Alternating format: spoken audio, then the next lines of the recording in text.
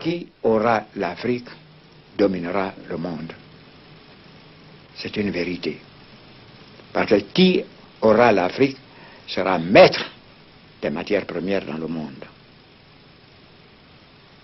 Soit qu'il développe ces matières, valorise ces matières premières pour son économie, ou soit qu'elle empêche que sa matière première parvienne au camp adverse. Ce qui signifie clairement, et même très clairement, que l'Afrique doit rester à jamais dans le sous-développement ou le quasi-développement afin d'assurer le développement de l'Occident en fournissant presque gratuitement toutes les matières premières dont l'Occident a absolument besoin pour son développement, son progrès, sa puissance, son bonheur. Le pompage de l'Afrique par l'Occident installe ici le sous-développement et crée là-bas le développement.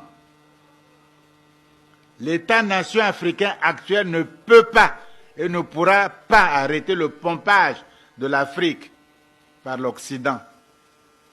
Ce pompage continu signifie que l'Occident n'a aucun intérêt à ce que l'Afrique se libère et se développe. L'Occident n'a aucun intérêt à le faire.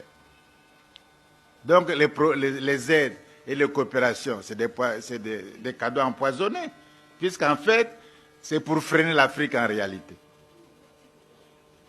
Et nous ne le comprenons pas encore.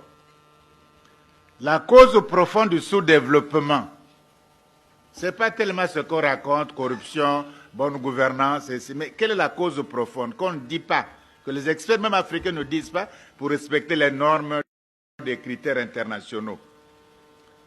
La cause profonde du sous-développement, quelle est-elle de l'Afrique noire? Mais cette cause du sous-développement, c'est l'Occident. Il ne faut pas chercher midi à 14 heures. Depuis le XIIIe siècle, à travers la traite négrière atlantique, des millions de Noirs sont pas dans les conditions qu'on sait. À travers l'esclavage, c'est-à-dire traiter des êtres humains sans droits humains comme des animaux.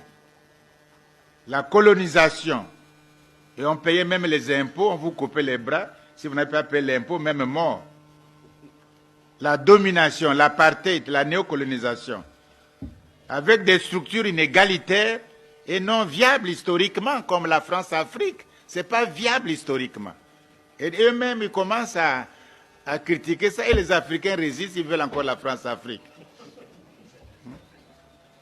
Cela fait au total près de 10 siècles nos rapports avec l'Occident. 10 siècles. On a passé par toutes les expériences de l'esclavage aux aides et aux dettes injustes. Ça suffit 10 siècles, non? On veut encore être abruti, sous-développé pendant 10 siècles encore? Alors, si l'Afrique possède, voilà la question, si l'Afrique possède la maîtrise de ses ressources minières, de ses forêts, de ses hydrocarbures, de ses eaux maritimes, de ses terres arables, alors l'Occident s'affaiblit inéluctablement.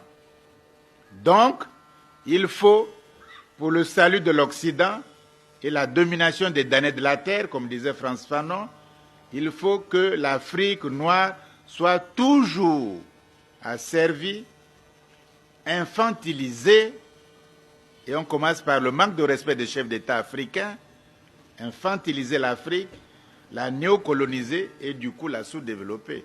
On a intérêt à le faire par tous les moyens. Tous les instituts, toutes les écoles, tous les grands cerveaux européens travaillent sur cette question-là. Parce que si l'Afrique échappe, nous sommes...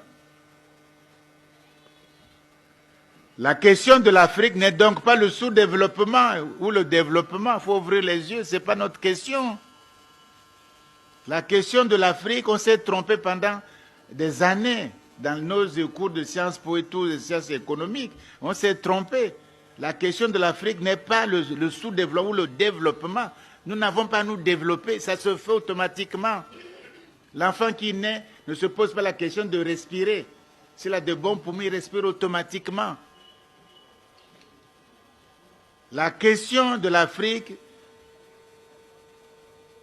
est très nettement, il faut le dire, la question du rapport de force dans le monde contemporain.